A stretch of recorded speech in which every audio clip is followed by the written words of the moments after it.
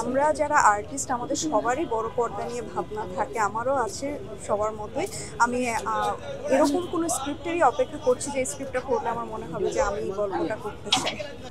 না, আসলে চাপ অনুভব করি না, বাট আমার কাছে চ্যালেঞ্জ মনে হয় ডেফিনেটলি, কারণ তুলনামূলকভাবে তো কাজ একটু কম করি। আমার দেখা যায় একটু স্ক্রিপ্ট বেসড কাজ বা গল্প বেসড কাজগুলো করতে ভালোবাসি। সেখান থেকে মনে হয় যে আমি সবসময় নতুন নতুন ক্যারেক্টারগুলো আমার দর্শকদেরকে উপহার দিতে চাই, যারা প্রত্যেকটা কাজে নিশাত প্রিয়মকে ডিফারেন্ট ওয়েতে দেখবে।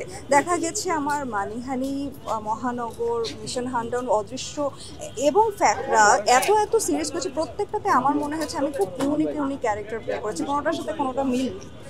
আমার কাছে তো মনে হয় যারা আমার সাথে কাজ করছেন, যত সহশিল্পী আছেন, সবাই আমার বন্ধু, সবার সাথে আমার খুব ভালো সম্পর্ক এবং সবাই খুবই কোঅপারেটিভ। সো সেই জায়গা থেকে আমার ডিরেক্টর যিনি হবেন, যে গল্প লিখবে এবং সে চরিত্রের প্রয়োজনে আসলে যাকে আমার কো অ্যাক্টর হিসেবে ঠিক করবে না, আমি তাদের সাথে কাজ করব।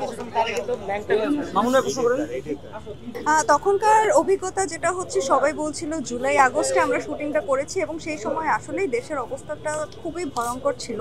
ওর মধ্যে দিয়ে আমরা শুটিং করেছি, অনেকটা কঠিন সময়ের মধ্যে দিয়েই চলেছে। ইভেন শুধু ওই দেশের পরিস্থিতি খারাপ না, পাশাপাশি দেখা গেছে নেচারের জায়গা থেকেও আমাদের অনেক ধরনের প্রবলেমে পড়তে হয়েছে। যেমন আমাদের বৃষ্টির কারণে অনেক দিন শুটিং পিছিয়েছে, পুরো সেট রেডি, বাট আউটডোরে আমরা শ্যুট করছি, আমরা বসে আছি, যতক্ষণ না আসলে দেখা যাচ্ছে বৃষ্টি থামছে আমরা শ্যুট করতে পারছি না। পাশাপাশি যাতায়াতের জায়গা থেকেও তো সবাই ভালো একটা বিপদের মধ্যে ছিল। কিন্তু হ্যাঁ, এটা আমি বলবো যে এই ফ্যাকরাটা আসলে হতো, ফ্যাকরা গল্পতে প্রত্যেকটা জায়গাতেই আমরা ফ্যাকরা ফেস করেছি। তার মধ্যে থেকে আমার ডিরেক্টর টিম, যারা ফিনান্সার, প্রডিউসার এবং আমাদের ক্যামেরা পার্সন, ডিওপি এবং যিনি আমাকে চা বানিয়ে দিয়েছেন, প্রোডাকশন, প্রত্যেকটা লোকের অবদান আছে ফ্যাকরাতে। আসলে প্রত্যেকে যেই হেল্প করেছে, যেই পরিমাণ ভালোবেসে আমাদেরকে মানে কাজটা করতে সহজ করে দিয়েছে, প্রত্যেকের কাছে আমি খুবই আন্তরিকভাবে মানে কৃতজ্ঞ।